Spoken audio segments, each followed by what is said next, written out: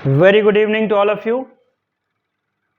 घटना चक्र सीरीज की शुरुआत आज हम लोग करने जा रहे हैं और ये आपके आने वाले जो डिफरेंट पीसीएस एग्जामिनेशंस है उसके लिए काफ़ी हेल्पफुल सीरीज होगा।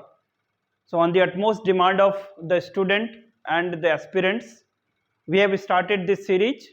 एंड इस सीरीज में जो डिफरेंट सेक्शंस हैं आपके, जैसे Indian polity governance, the history, geography, science and technology, general science, environment and ecology, economics, उसका जो भी सीरीज होगा, जो भी करंट अफेयर्स के साथ साथ और जिसमें बेसिक फंडामेंटल्स होंगे, इस सीरीज में कवर करेंगे। ये सिर्फ आने वाले बीपीएससी या यूपी पीसीएस ही नहीं, इसके साथ साथ आप Uttarakhand PCS, Madhya Pradesh PCS, Jharkhand PCS, जो भी आप एग्जामिनेशंस की तैयारी कर रहे हैं उसके लिए हेल्पफुल होगा। सो इसको काफ़ी अच्छे से करना है। ऑब्जेक्टिव है इस सीरीज का कि इसमें कुछ क्वेश्चंस लिए जाएं जो कि जनरली प्रीवियस ईयर क्वेश्चंस हैं जो डिफरेंट पीसीएस में पूछा गया है, और उसके साथ साथ एक सॉर्ट ऑफ एक्सप्लेनेशन दिया जाए कि ताकि आपका एक बेस और आपका एक जो बुनियादी ढांचा है वो तैयार हो। लेकिन day by day the PCS examination is evolving, वहां पर आपके थॉरो अंडरस्टैंडिंग, कॉन्सेप्ट क्लैरिटी का टेस्टिंग हो रहा है। So that's why you need to be the conceptual clarity and thorough preparation के साथ ही अटेम्प्ट करना है या अपीयर होना है। सो इस एंडेवर में so we are taking a effort, और ये एफर्ट आपके लिए हेल्पफुल होगा, दैट वी एक्सपेक्ट। आज हम लोग एक इंडियन पॉलिटी एंड गवर्नेंस का छोटा सा सेशन है जिसमें अराउंड 22 के क्वेश्चंस हैं। इसको इंक्रीज किया जाएगा and we will take up the more questions per day. So since the today is the beginning and we should believe in the solicit beginning, इस सेशन को और इंटरेस्टिंग बनाते हुए कुछ क्वेश्चंस को शुरुआत करते हैं और let's take an association discussions with that. तो पहला क्वेश्चन है, ये उत्तराखंड पीसीएस 2016 में पूछा गया है। द पीसीएस क्वेश्चंस को लेने का ऑब्जेक्टिव है कि यू अंडरस्टैंड द स्टैंडर्ड। आप जब भी तैयारी करेंगे सो यू शुड अंडरस्टैंड कि what is the threshold that need to be achieved. आप सिर्फ वनडे एग्जामिनेशंस की तरह तैयारी न करें, क्योंकि जो पीसीएस, जो सिविल सर्विसेज एग्जामिनेशंस होगा, वो आपका कंप्लीट अंडरस्टैंडिंग का कहीं ना कहीं टेस्ट होगा। तो ये हेल्प करेगा कि किस लेवल तक तैयारी करनी है। So let's begin and do some exercise. तो पहला क्वेश्चन क्या है? द फर्स्ट क्वेश्चन इज कि which act of the British parliament abolish the east India company monopoly over the trade in India. इसका मतलब हुआ कि यहां पर कुछ एक्ट्स लिखे हुए हैं एबीसीडी में, उसमें से कौन सा एक्ट ने जो ईस्ट इंडिया कंपनी का ट्रेडिंग राइट्स का मोनोपोली था इंडिया में उसको खत्म किया। तो यहां पर ऑप्शन है the option A, regulating act. अब ये रेगुलेटिंग एक्ट कब आया था? द रेगुलेटिंग एक्ट है Pitt's India act, charter act of 1813 and none of the above. तो इसमें से बताओ कि इसमें से कौन सा एक्ट होना चाहिए। आप कमेंट बॉक्स में कर सकते हैं, हमारे साथ एक्सरसाइज भी कर सकते हैं, तो आपका एक लाइव सेशन की तरह हो जाएगा। The answer is the regulating, the answer क्या होगा इसका? रेगुलेटिंग एक्ट होगा? नहीं, the Pitts India act, charter act of 1813। तो answer is the charter act of 1813। अब यहां पर कुछ बातें जो आपको ध्यान में रखनी है कि रेगुलेटिंग एक्ट कब आया था, कि इसमें लक्ष्मीकांत के टेक्स्ट बुक में कॉन्स्टिट्यूशनल डेवलपमेंट का चैप्टर है, आप उसको पढ़ेंगे। तो यहां पर यदि बात करें तो 1773 में रेगुलेटिंग एक्ट आया था, और इस रेगुलेटिंग एक्ट में क्या क्या काम किया गया था कि ये पहला एक्ट था जब ईस्ट इंडिया कंपनी के जितने भी अफेयर्स हैं उसको कहीं ना कहीं कंट्रोल करने की बात की गई थी थ्रू द ब्रिटिश क्राउन। ठीक है, और भी बातें हैं कि रेगुलेटिंग एक्ट के तहत दैट की गवर्नर अपॉइंट किए गए थे बॉम्बे, ठीक है, बंगाल एंड मद्रास में। फिर उसी तरह से एक सुप्रीम कोर्ट का स्थापना किया गया था जिसके कौन चीफ जस्टिस बनाए गए थे? Lord Impey. इस तरह की और बातें हैं। द कॉमर्शियल अफेयर्स के लिए कोर्ट ऑफ डायरेक्टर्स था। आगे चल के जो नेक्स्ट जो है कि पिट्स इंडिया एक्ट, ये पिट्स इंडिया एक्ट कब आया था? द 1784। इस पिट्स इंडिया एक्ट में और क्या काम किया गया था कि दैट दो बॉडी बना, एक तो है कि कोर्ट ऑफ डायरेक्टर्स और उसके साथ साथ एक बोर्ड ऑफ कंट्रोल बनाया गया था, और बोर्ड ऑफ कंट्रोल था ना कोर्ट ऑफ डायरेक्टर्स जितने भी कॉमर्शियल फंक्शंस होंगे कंपनी के उसको देखेगा, और ये जो बोर्ड ऑफ कंट्रोल इसका मेन काम क्या होगा कि कमर्शियल फंक्शंस के अलावा पॉलिटिकल, रेवेन्यू कलेक्शंस जो भी एडमिनिस्ट्रेटिव उसका कौन देखेगा ना, board of control. So in this way a two system of government was basically introduced through the Pitt's India Act. उसी तरह से द चार्टर एक्ट है, तो कितने टोटल चार्टर एक्ट्स आए थे? द चार्टर एक्ट की शुरुआत कब होती है? द 1793, और हर एक 20 इयर्स के बाद चार्टर एक्ट आया था. तो 1813, फिर उसके बाद 1833, फिर लास्ट कब था? 1853. ये जो टोटल चार्टर एक्ट्स हैं, ये चार्टर एक्ट्स के तहत बहुत सारे डेवलपमेंट हुए थे, बहुत सारी चीजें हुई थी. ठीक है, तो इसका आंसर क्या होगा? The charter act of 1813. Next question में चलते हैं. द नेक्स्ट क्वेश्चन इज, जब भी आप क्वेश्चंस करें तो दो तीन चीजें और भी सीखनी है. एक तो एलिमिनेशन मेथड, ये काम करता है. दूसरा, क्वेश्चंस को पढ़ें और answers in between the lines ही होता है. सो कभी भी जल्दबाजी नहीं करनी है. Getting my point? देखते हैं कि by which of the following act the legislative council of India receive the power of that is called power to discuss the budget. फिर सेम टाइप का क्वेश्चन है, और आपका जो कॉन्स्टिट्यूशनल डेवलपमेंट वाला चैप्टर है उससे देखिए आपका हर एक बार किसी न किसी रूप में क्वेश्चन पूछा जाता है, और this is in the UPPCS 2003 में पूछा गया है, प्रीलिम्स का क्वेश्चन है, right. So now let's see the second question. Second question को पढ़िए. इसमें क्या है? ये उत्तर प्रदेश पीसीएस 2003 का क्वेश्चन है. ना by which of the following act the legislative council of India received the power to discuss the budget. मतलब इस जो यहाँ पर ऑप्शंस है उसमें से किस एक्ट के तहत जो लेजिस्लेटिव काउंसिल बना था इसको बजट को डिस्कस करने का पावर दिया गया था? ऑप्शन ए है the Indian councils act 1861, the Indian councils act 1892, Indian councils act 1909 और इंडियन काउंसिल्स एक्ट 1919. ठीक है, तो इसका आंसर क्या होगा? आप कमेंट बॉक्स में हमारे साथ एक्सरसाइज कीजिए और इसमें कमेंट कर सकते हैं. तो इसका आंसर क्या होगा ना? इसका आंसर होगा the option number B, that is Indian councils of act of 1892. तो correct answer is B. Additional information क्या है कि अभी हम लोगों ने क्या देखा कि चार्टर एक्ट, और उसी कॉन्स्टिट्यूशनल डेवलपमेंटल प्रोसेस में द चार्टर एक्ट के बाद 1858 में एक्ट आया था, उसको क्या नाम था? That is called government of India act या फिर गुड गवर्नमेंट एक्ट 1858. उसके बाद न भारत में इंडियन काउंसिल्स एक्ट की शुरुआत हुई, और इंडियन काउंसिल्स एक्ट कब कब आया? 1861, 1892, देन 1909. ये क्या है ना? इंडियन काउंसिल्स एक्ट है, जो कि 1858 के बाद ब्रिटिशर्स का पॉलिसी चेंज हुआ, द पॉलिसी ऑफ एसोसिएशन. तो किस तरह से एसोसिएशन होगा, इसी के लिए इंडियन काउंसिल्स एक्ट आया था. तो 1892 के पहले दैट इंडियंस को एक्चुअली में कोई पावर नहीं थे, कहने की बात है, और काफी टाइम लगा. तो 1892 में जाके पहली बार बजट पे डिस्कशन करने का पावर दिया किसको? ना इंडियंस को. किसमें? द इंडियन काउंसिल्स एक्ट में. तो आंसर समझ में आया? This is the option number B is the right answer.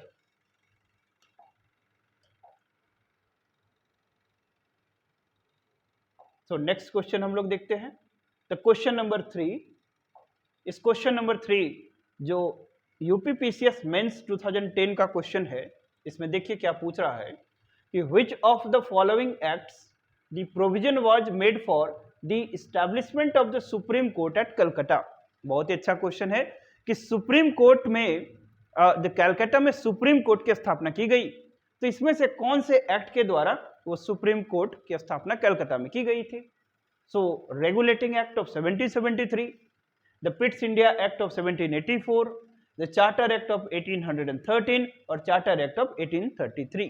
ठीक, तो हमने क्या बात करा अभी थोड़ी देर पहले कि 1773 में कुछ काम हुआ था, और 1773 में क्या काम हुआ था ना? रेगुलेटिंग एक्ट 1773 लाया गया था ना. ईस्ट इंडिया कंपनी के जो भी द फंक्शंस थे, अफेयर्स थे, पहली बार कंट्रोल करने के लिए व्यवस्था की गई थी.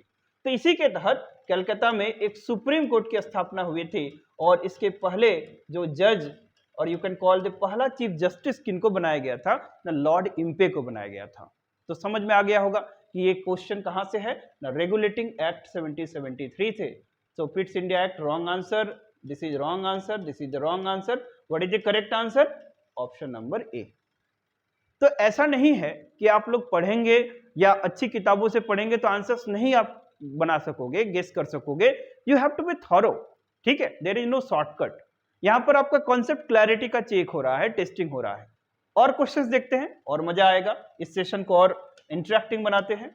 सो नेक्स्ट क्वेश्चन की ओर बढ़ते हैं और हमारे आंसर बताने के पहले आप कमेंट बॉक्स में भी बता सकते हो, ठीक है, यू आर फ्री, इस सेशन को और इंटरेक्टिव बना सकते हैं। तो चलिए ना क्वेश्चन नंबर 4 पे चलते हैं। क्वेश्चन नंबर 4 आपका UP RO ARO that is re examination मतलब 2016 इसमें पूछा हुआ है, ये भी पीसीएस लेवल का क्वेश्चन है। इसमें देखिए क्वेश्चन क्या पूछ रहा है कि with reference to the establishment of Supreme Court, which of the statement is correct or are correct? अभी मैंने क्या बात करी कि जो रेगुलेटिंग एक्ट 1773 है उसने सुप्रीम कोर्ट की स्थापना किया था और लॉर्ड इम्पेस के पहले चीफ जस्टिस थे। अब उसको दूसरे तरीके से पूछा कि उस एक्ट के तहत इसमें से स्टेटमेंट में सही क्या है वो बताना है, बताओ।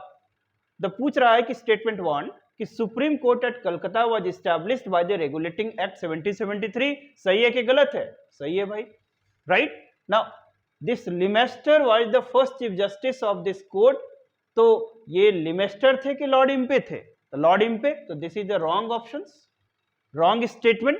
तो आपको सेलेक्ट करना है कि what is the correct answer. So this is statement 1 is correct, 2 is wrong. तो what is the right option? A is the right option. तो what is the answer? A is the right answer, ठीक है। तो आपका एक बार यदि फंडा clear होगा तो इधर उधर मरोड़ के क्वेश्चन पूछेगा तो आपको उससे कोई अंतर नहीं पड़ेगा, ठीक है। तो नेक्स्ट क्वेश्चन की ओर बढ़ते हैं, क्वेश्चन नंबर 5 की ओर। तो क्वेश्चन नंबर 5 इसको देखिए और हमसे पहले बनाने की कोशिश करेंगे। हम लोग 1 मिनट से 2 मिनट का समय ले रहे हैं बनाने में। कुछ इंफॉर्मेशन शेयर करना जरूरी है क्योंकि जो आपका गैप हो वो भी धीरे धीरे ब्रीच होते चला जाए। by which one of the following acts was the federal court in India created? अभी तक सुप्रीम कोर्ट की बात हो रही थी, सुप्रीम कोर्ट कलकत्ता में हुआ था रेगुलेटिंग एक्ट में, लेकिन अभी किसकी बात हो रही है? ना फेडरल कोर्ट, राइट। अभी किसकी बात होगी? ना फेडरल कोर्ट। और ये फेडरल कोर्ट, ये देखो क्वेश्चंस यूपीपीसीएस प्री 2014 में पूछा हुआ है, राइट। तो किस तरह का स्टैंडर्ड पीसीएस मेंटेन करता है इससे भी आपको सीखना है। अब हम लोग देखते हैं कि इंडियन काउंसिल्स एक्ट 1861 के तहत, government of India act 1909, government of India act 1919 और नन ऑफ द अबव। यहां पर पूछा जा रहा है कि फेडरल कोर्ट की स्थापना किस एक्ट के तहत की गई थी। तो यदि आप लोग पढ़े होंगे तो आप लोग 1935 एक्ट के बारे में पढ़े होंगे और 1935 एक्ट में ही फेडरल कोर्ट की बात की गई है। तो उस कॉन्स्टिट्यूशनल डेवलपमेंट में, कॉन्स्टिट्यूशनल डेवलपमेंट याद है कि नहीं? फिर से एक बार रिविजिट करा दे कि रेगुलेटिंग एक्ट 1773, पिट्स इंडिया एक्ट 1784, फिर से चार्टर एक्ट की शुरुआत हो गई 1793, 1813, 1833, 1853, फिर सिपाही म्यूटिनी हो गया। उसके बाद क्या आया था? Good government act 1858। देन फिर काउंसिल्स एक्ट की शुरुआत हो गई। काउंसिल्स एक्ट कब कब आया?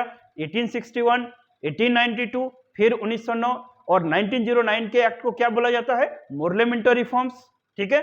फिर 1919 में क्या आ गया था? गवर्नमेंट ऑफ इंडिया एक्ट 1919, जिसको कि मोन्टफोर्ड रिफॉर्म। एंड 1935 में गवर्नमेंट ऑफ इंडिया एक्ट 1935 आया और लास्ट में इंडियन इंडिपेंडेंस एक्ट। आपको इसको याद कर लेना है, राइट। इसमें अब आंसर चूज करते हैं कि बताओ कि फेडरल कोर्ट ऑफ इंडिया किसके तहत क्रिएट किया गया था। तो 35 एक्ट इसमें ऑप्शन है नहीं, तो डी होगा इसका right answer, that is none of the above. Getting my point?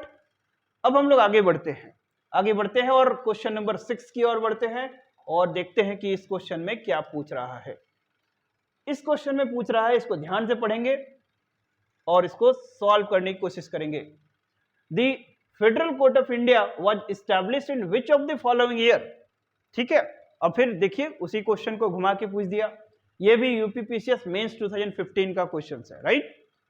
इसमें 1935 एक्ट में फेडरल कोर्ट ऑफ इंडिया के एस्टैब्लिशमेंट की बात की गई थी, लेकिन जो एक्चुअली में एस्टैब्लिशमेंट कब हुआ था? 1937 में हुआ था। तो इसमें देखिए 1937 कहां पर है? Option number B is the right answer, correct answer. तो कॉन्सेप्ट क्लियर करने हैं, है ना। फैक्ट्स हैं लेकिन उन फैक्ट्स को भी ऑर्गेनाइज करके रखना है, अदरवाइज कितने फैक्ट्स आप लोग याद करके रखोगे। Getting my point? अभी थोड़े और चीजों के साथ इंटरेस्ट डेवलप होगा। कुछ क्वेश्चन देखते हैं now let's see the next question that is, तो हम लोग नेक्स्ट क्वेश्चन देखते हैं। नेक्स्ट क्वेश्चन है कि in the context of Indian history the principles of dyarchy refers to. ये डायरकी प्रिंसिपल नाम सुने होंगे, सभी ने पढ़ा होगा इस कॉन्स्टिट्यूशनल डेवलपमेंटल वाले चैप्टर में। तो ये पूछ रहा है कि डायरकी जो है इसका क्या मतलब है। Option A, the division of the central legislature into the to houses. क्या जो सेंट्रल लेजिस्लेचर है उसमें दो हाउस बनाना, ये डायरकी है। Introductions of double government that is central government and state government, क्या ये डायरकी था। Having the two set of rulers, one in the London and another in Delhi, क्या लंदन में और दिल्ली में दो रूलर्स होना ये डायरकी था। या फिर बताओ division of the subjects delegated to the provinces into the two categories, कि जो भी प्रोविंसेस इसके लिए दो सब्जेक्ट्स बनाना, ये क्या डायरकी था क्या। आप लोग बताओ इसको, आंसर कमेंट बॉक्स में आप कर सकते हैं। डायरकी अभी सभी को पता है कि डायआर्की का मतलब क्या होगा ना। डायआर्की का मतलब होता था रूल ऑफ टू, कि जब इंट्रोड्यूस किया गया, क्या इंट्रोड्यूस किया गया था 1919 एक्ट में, कि जो प्रोविंसेस है वहां के जो सब्जेक्ट्स होंगे उसको दो पार्ट में बनाया जाएगा, एक का ट्रांसपोर्ट सब्जेक्ट्स और एक रिजर्व सब्जेक्ट्स, है ना। एक का क्या बनाया जाएगा, जो भी प्रोविंसेस के सब्जेक्ट होंगे, एक ट्रांसपोर्ट सब्जेक्ट होगा और दूसरा क्या होगा ना, रिजर्व सब्जेक्ट्स। और ये जो ट्रांसपोर्ट सब्जेक्ट्स होंगे, लेस इंपॉर्टेंट वाले जो सब्जेक्ट होंगे, उनके लिए किनका कौन एडमिनिस्ट्रेट, गवर्नर एडमिनिस्ट्रेशन करेंगे, लेकिन किसके हेल्प में ना, with the help of the that is called ministers. और जो रिजर्व सब्जेक्ट, जो इंपॉर्टेंट सब्जेक्ट होंगे, with the help of executive councillors. तो ये पढ़े होंगे आप लोग। इसी व्यवस्था को क्या बोला जाता है ना, डायरकी। तो क्या है, जो प्रोविंसेस के जो सब्जेक्ट्स हैं उनको ट्रांसपोर्ट और रिजर्व सब्जेक्ट्स में डिवाइड किया गया था, and that is the dyarchy. तो ऑप्शन देखिए कौन सा है ये, division of the subject delegated to the provinces into the two categories. तो बहुत मुश्किल है क्या, मुश्किल नहीं है, प्रोवाइडेड कि आपको चीजें याद रहनी है और याद रखनी है। तो ये इस लेवल और इस स्टैंडर्ड को मेंटेन करता है पीसीएस। तो आपको ये ध्यान रखना है, आने वाले जो एग्जाम है उसके लिए भी आप लोग अभी से तैयार इसी तरीके से करेंगे। नेक्स्ट क्वेश्चन की ओर बढ़ते हैं। द नेक्स्ट क्वेश्चन, ये भी आपका देखो कि पीसीएस में पूछा हुआ क्वेश्चन है और किस नेचर का पूछा जाता है। तो लेट्स सी कि under which of the following acts dyarchy was introduced eight the central level. अब जो डायरकी है माने सब्जेक्ट्स का जो डिवीजन है ट्रांसपोर्ट और रिजर्व सब्जेक्ट्स का, वो सबसे पहले प्रोविंसेस में इंट्रोड्यूस किया गया था। कब ना, 1919 एक्ट में। अब ये पूछ रहा है कि डायरकी एट द सेंटर कब ये इंट्रोड्यूस किया गया था। तो act of 1909, the government of India act 1919, government of India act 1935, Indian independence act 1947। तो क्या 1909 में डायरकी इंट्रोड्यूस किया गया था? नहीं, 1919 में अभी थोड़ी देर पहले बताया। तो ऑब्वियसली बात है कि ये 1919 में भी तो सेंटर में नहीं किया गया था, कहां किया गया था? प्रोविंसेस में। आंसर क्या होगा ना, 1935 एक्ट में किया गया था। Getting my point? So Indian independence act ये तो है ही नहीं। तो what is the right answer? The right answer is the C. ठीक है, अब हम लोग आगे बढ़ते हैं नेक्स्ट क्वेश्चन की ओर। नेक्स्ट क्वेश्चन थोड़ा और इंटरेस्टिंग होगा। इस क्वेश्चन में देखते हैं कि क्या पूछ रहा है ना। Question number 10। क्वेश्चन को हमेशा ध्यान से पढ़ना है और अपने जो सबकॉन्शियस माइंड है उसको रिकॉल करना है, तुरंत आंसर निकलेगा। Getting my point? ना which of the following acts set up the dyarchy system at the central level.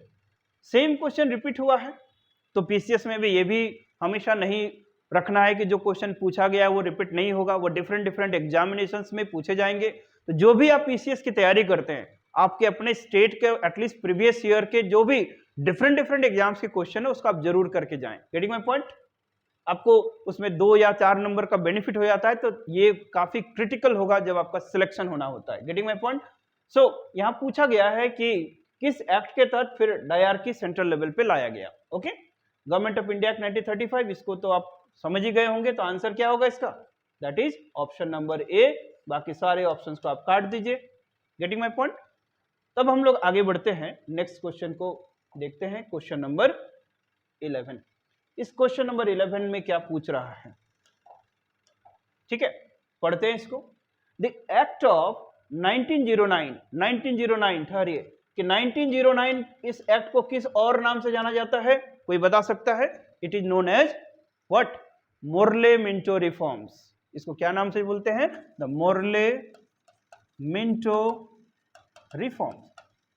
इस चैप्टर को जब भी पढ़ेंगे तो 1909, 1919, 1935 उसको बहुत अच्छे से तैयार करना है। Getting my point?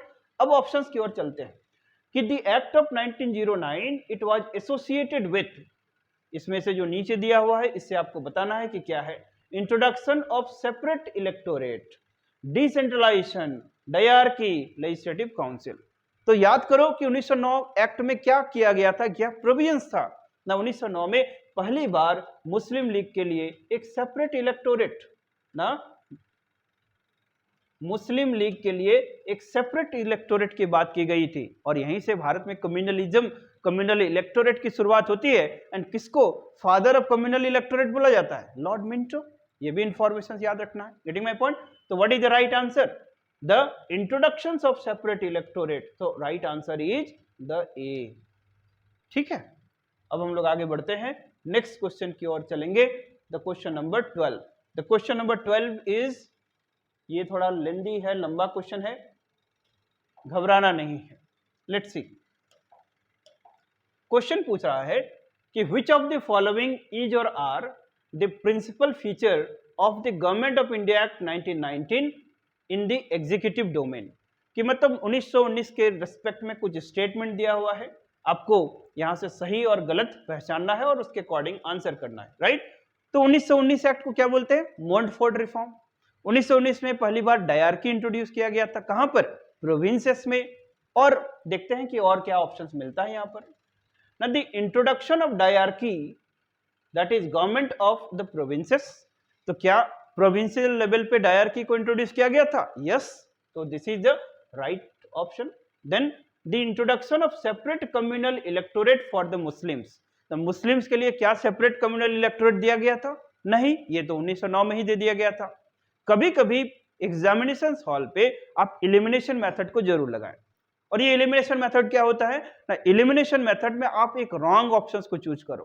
तो रॉन्ग ऑप्शन से आपका देखो ऑप्शन कितना सिंप्लीफाई हो जाता है। हमको ये पता चल गया कि 2 इज द रॉन्ग ऑप्शंस। तो जहां जहां 2 है उसको काट दीजिए आप, है ना। तो ऑप्शन नंबर डी आपका क्रॉस, ऑप्शन नंबर बी खत्म। आपके पास ये ए और सी में से कोई एक राइट आंसर होगा। तो पहली बात कि ऑप्शन नंबर ए जो है करेक्ट है, तो ए भी हो सकता है और सी भी हो सकता है। तो स्टेटमेंट 3 को पढ़ेंगे। The devolution of legislative authority by the centre to the provinces. तो क्या लेजिस्लेटिव अथॉरिटी का डिवॉल्यूशन किया गया था? डिवॉल्यूशन का मतलब कि वो पावर दिया गया था कि लॉ बना सकता है। ऑफ कोर्स, क्यों? क्योंकि 1919 में क्या हुआ था?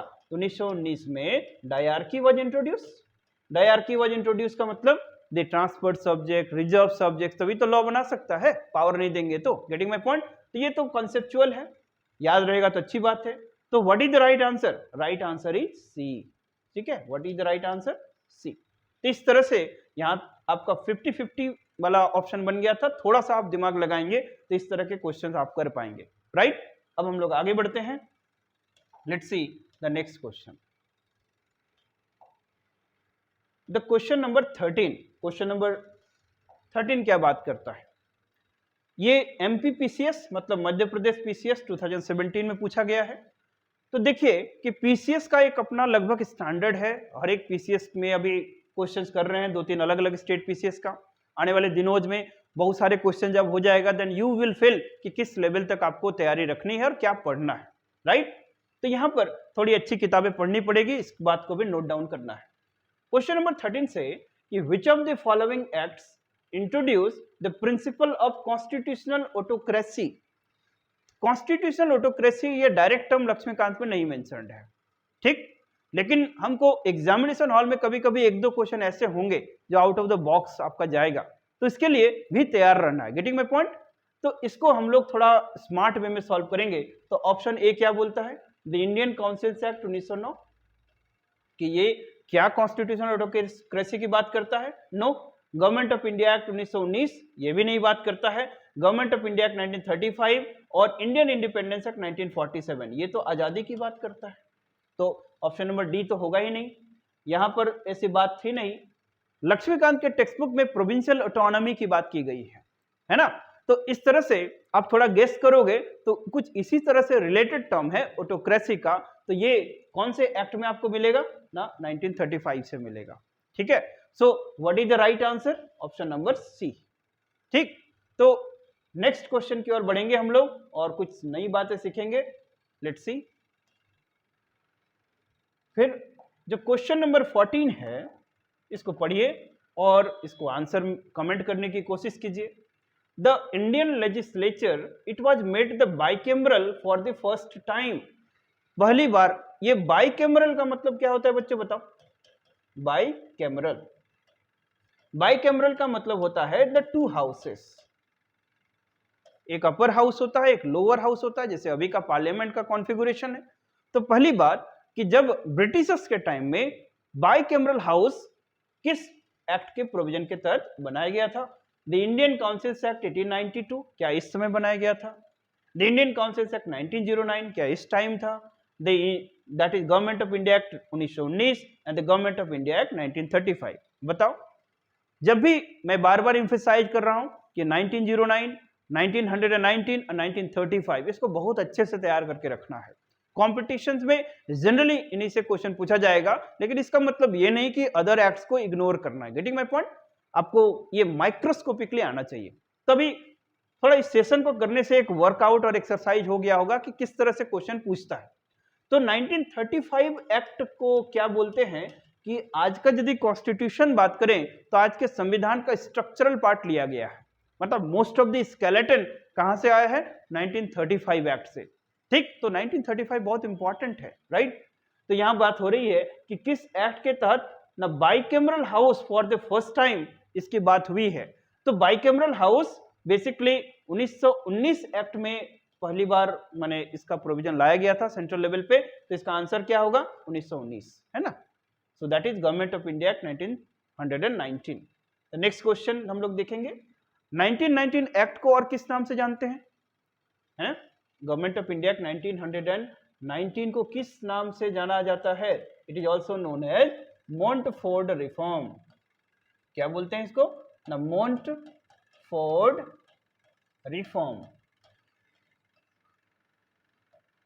मोंटफोर्ड माने मोंटेगू एंड चेम्सफोर्ड से फोर्ड लिया गया है। तो वहां पर ये सेक्रेटरी ऑफ स्टेट थे और ये कौन थे? वाइसराय ऑफ इंडिया थे। ठीक है, तो ये भी नाम याद रखेंगे आप लोग। तो इसका आंसर होगा क्या ना? इसका आंसर हो जाएगा सी। अब हम लोग नेक्स्ट क्वेश्चन की ओर बढ़ेंगे। The next question is the question number 15। Let's try to solve it. The question number 15 क्या बात करता है ना, which of the following acts introduced a bicameral legislature at the center? ये MPPCS प्री 2013 का क्वेश्चन है, ये रिपीट हुआ। अभी हम लोग थोड़ा देर पहले देखे थे। तो ये बात किसकी कर रहा है कि bicameral legislature at the centre, माने सेंट्रल लेवल पे अपर हाउस और लोअर हाउस ये किस एक्ट के तहत इंट्रोड्यूस किया गया था या फिर बनाया गया था? अभी सॉल्व किया हम लोग थोड़ी देर पहले। तो इसका आंसर क्या हो जाएगा? 1919 एक्ट। ठीक, तो बेसिकली स्टैंडर्ड उन्हीं तीनों एक्ट्स के तहत क्वेश्चन पूछे जा रहा है, देख रहे हो मोस्ट ऑफ द क्वेश्चंस है। तो नेक्स्ट क्वेश्चन थोड़ा देख लेते हैं, तब और हमें अच्छी पिक्चर क्लियर होगी। So let's see the question number 16। इतना देर के एक्सरसाइज में कोई डिफिकल्टी नहीं है, प्रोवाइडेड आपका अंडरस्टैंडिंग ठीक से होना चाहिए और चीजें याद होनी चाहिए। लेट्स सी, यूपीपीसीएस मेंस 2008 का एक क्वेश्चन है कि the power of the president to issue the ordinance is a relic of, कि जो प्रेसिडेंट के पास ऑर्डिनेंस मेकिंग पावर होता है वो निम्न में से किससे माने उसका इम्प्रिंट्स मिलता है या फिर किससे उसे डिराइव्ड है, बोरोड है? गवर्नमेंट ऑफ इंडिया एक्ट 1919 क्या इससे है? गवर्नमेंट ऑफ इंडिया एक्ट 1935 क्या इससे है? गवर्नमेंट ऑफ इंडिया एक्ट 1909 क्या इससे है? और इंडियन इंडिपेंडेंस एक्ट 1947। तो करेक्ट आंसर क्या होगा? कमेंट करके बताओ ना। हम लोग पढ़े हैं कि जो वाइसराय है, ठीक है, तो वाइसराय के पास ना ऑर्डिनेंस मेकिंग पावर हुआ करता था और 1858 के पहले वही क्या कहलाते थे? गवर्नर जनरल ऑफ इंडिया कहलाते थे। और 1857 क्रांति के बाद जब 1858 एक्ट आया तो वही गवर्नर जनरल ऑफ इंडिया का डेजिग्नेशन चेंज करके वाइसराय ऑफ इंडिया बन गया। ये फैक्ट सब लोग जानते हो। और इंडियन एडमिनिस्ट्रेशन के लिए एक सेक्रेटरी ऑफ स्टेट का पोस्ट बनाया गया था। लेकिन 1861 में जो एक्ट बना, इंडियन काउंसिल्स एक्ट, इसमें ऑर्डिनेंस मेकिंग पावर का प्रोविजन था। ये किसको दिया गया था?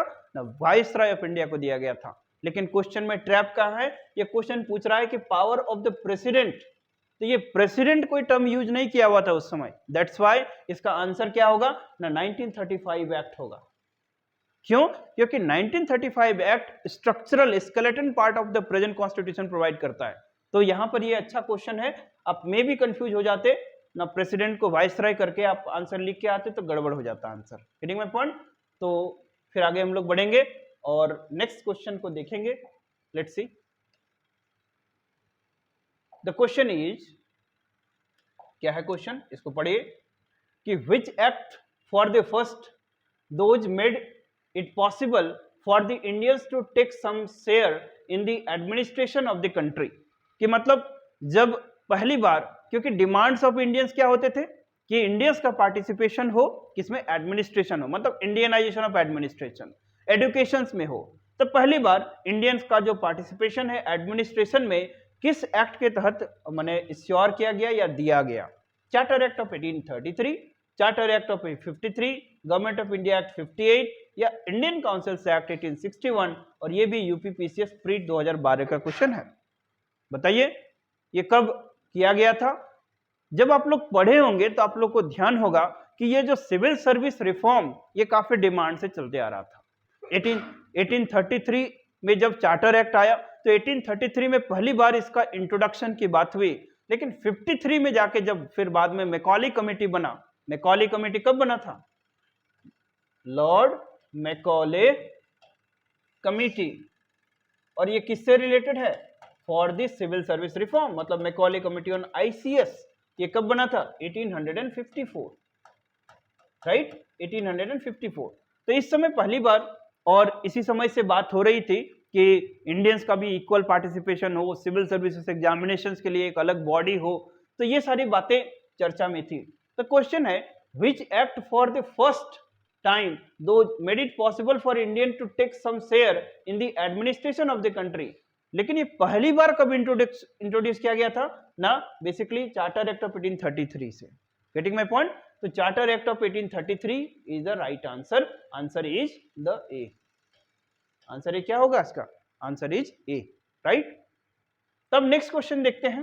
अभी तक काफी क्वेश्चन कर चुके हम लोग और आपका वो चैप्टर रिवाइज हो गया होगा जो कॉन्स्टिट्यूशन डेवलपमेंट का है। नाउ नेक्स्ट क्वेश्चन है क्वेश्चन नंबर 18। तो क्वेश्चन नंबर 18 इज, इसको करते हैं, the distribution of the power between the centre and state as in the constitution of India is based on which of the following plans. जो distribution of power है between the centre and state, ये कौन से provision के तहत है? Option A model Minto reform 1909, Montagu Chelmsford reform 1919, government of India act 1935, Indian independence act 1947। Guess करके बताओ इसका करेक्ट आंसर क्या होगा? हमने कई बार देखा है कि क्या बात कर रहा है कि सेंटर एंड स्टेट के बीच में रिलेशंस की बात हो रही है, मतलब फेडरलिज्म जैसा प्रोविजन है, फेडरेशन जैसा प्रोविजन है। तो इनमें से किसमें आप गेस करो कि फेडरेशन की बात हुई है? That is the 1935 act. What is the right answer? Right answer is C. So 1935 act में सेंटर स्टेट रिलेशंस की बात हुई, इसलिए इसका आंसर क्या होगा? C. C is the right answer. एक और क्वेश्चन देख लेते हैं हम लोग। The question number 19. The question number 19 is about, पढ़िए इसको। The question क्या पूछ रहा है? ये मेंस का क्वेश्चन है। A federal system and a diarchy at the center, it was introduced in India by। फिर वही क्वेश्चन है, रिपीटेड है कि फेडरल सिस्टम कब और डायरकी कैसे आया। तो फेडरल सिस्टम एंड डायरकी किसके कॉन्टेक्स्ट में पूछ रहा है? सेंटर, है ना, प्रोविंस नहीं। तो ध्यान रखना है, यदि प्रोविंस पूछता तो सीधे आपका फोकस कहां जाना चाहिए? 1919। जहां भी सेंटर पूछे तो फोकस कहां जाना चाहिए? 1935।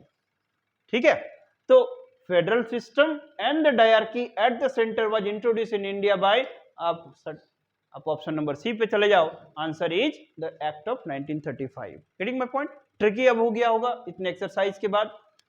अब हम लोग देखते हैं कि next question, question number 20 the question number 20 and ये आज के सेशंस का लास्ट क्वेश्चन है। इसमें हम लोग देखेंगे, ये यूपीपीसीएस मेंस 2012 में पूछा गया है, राइट। तो इससे आपको एक ग्रेविटी एंड रिलेटिविटी भी समझ में आएगा कि किस तरह से पढ़ना है, लेकिन इतना भी मुश्किल नहीं है। Getting my point? Understand this and try to solve it. इसका आंसर बताइए क्या होगा। The provision for the establishment of all India federation it was included. इसका तो आंसर खुद ही बता सकते हो। जहां भी ऑल इंडिया फेडरेशन पूछ दिया तो फेडरल अभी मैंने तुरंत बताया, आपको फोकस कहां जाना चाहिए, 1935 एक्ट। तो ऑप्शन देखे बगैर भी मार सकते हो। इसका आंसर क्या हो जाएगा, 1935 एक्ट। करेक्ट आंसर इज ए, है ना।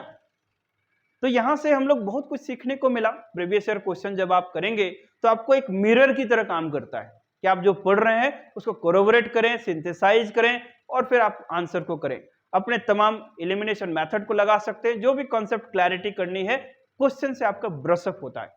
तो हम लोग आने वाले दिनों में जो सीरीज को कंटिन्यू करते हुए इसमें पॉलिटी गवर्नेंस के साथ साथ डिफरेंट सब्जेक्ट्स हैं उसको भी हम लोग कैरी ऑन करेंगे। अलग अलग सब्जेक्ट एक्सपर्ट, अलग अलग लोग इस पे सेशंस कंडक्ट करेंगे और आपके साथ एक एसोसिएशन में हम लोग काम करेंगे। तो आज का सेशन शुरुआती सेशन है, तो आज हम लोग यहीं कंक्लूड करेंगे। We will take up the more questions. इसका पीडीएफ चाहिए या फिर इस तरह से जो भी आपको रिक्वायरमेंट होगा, आपका डिस्क्रिप्शन बॉक्स में डिटेल्स है, आप कॉन्टैक्ट करके हमसे ले सकते हैं। And any type of the things you want to join the for the classes, contact details में आप कॉन्टैक्ट करके भी आगे बढ़ सकते हैं। हम लोग फिर नेक्स्ट क्लास में मिलेंगे नए सेट ऑफ क्वेश्चंस के साथ, न्यू एनर्जी के साथ, और आप पढ़ते रहें और हमारे साथ क्वेश्चन सॉल्व करते रहें। So till then take care, goodbye, have a nice day.